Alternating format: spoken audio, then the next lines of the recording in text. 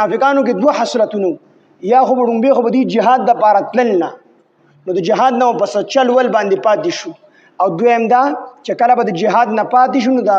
خپل پاتې کېدل به د الله فضل او غنیمت ګڼو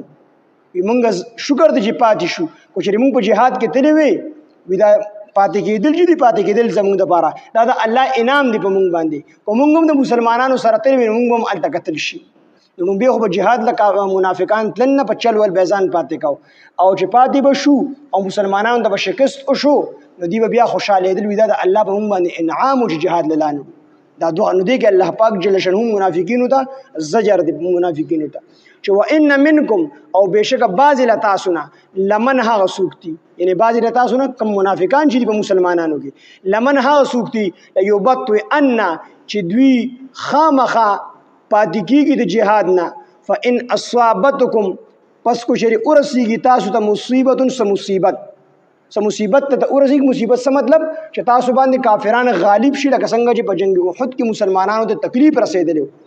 نو فإن أصابتكم کو شری ورسیږي تاسو ته مصیبت قال نو وای دا منافقان قد انعم الله په تحقیق سره انعام کړی دی الله علی په ما باندې نا منافق سوی په ما باندې الله انعام کړی دی شکر دی چې د مسلمانانو سره نیم تلې کو چیرې ته مې زبم قتل شي وي یا زخمی شي وي قد انعم الله په تحقیق سره انعام کړی دی الله علی په ما باندې اذ باغه وخت کې لم اکم معهم چې زنوم د دوی سره شهیدن حاضر شوی جهاد ته چې زنوم د دوی سره شهید حاضر ته ویل شي گواه ته په دې وجه نه شهید ویل شي چې دې په عدالت کې حاضری کوي نو شهید معنی دا حاضر شوی خو مطلب دا دی چې دې سر جهاد لنوم ته نه په ما باندې د الله انعام دی ولا ان اصابکم او ګجری ورسیږي اصابکم تاسو ته فضل سفضل من الله د الله د طرفنا ان تاسو ته فتح او کامیابی ملو شي لکه څنګه چې په جنگ احد کې مسلمانانو ته ملو شي و فتح او کامیابی ته ملو شي سوي لا یقولن ضرور به ضرور دی وای کألم تکون گویا چې نوا بینکم په مابین تاسو کې و بینه او په مابین د منافق کې مودتن سدوستی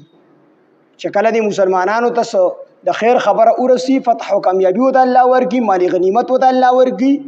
مسلمانان په کافرانو باندې غالب راشي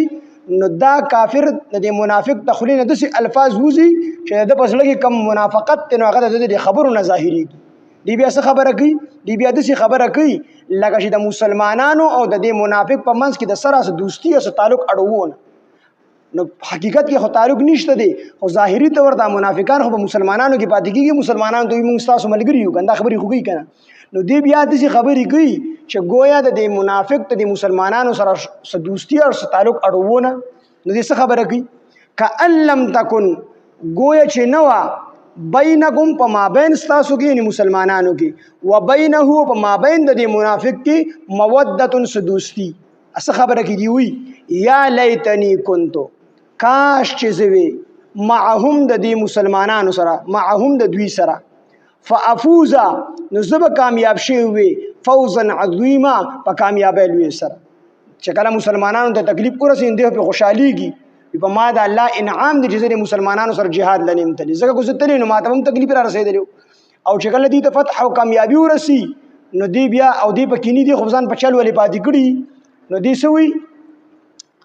دی بیا د خبره کې لکه چې د مسلمانانو سره داړو تعلق ني هغه دا چې دی وی چې کاش زری مسلمانانو سره تلوي دی jihad لا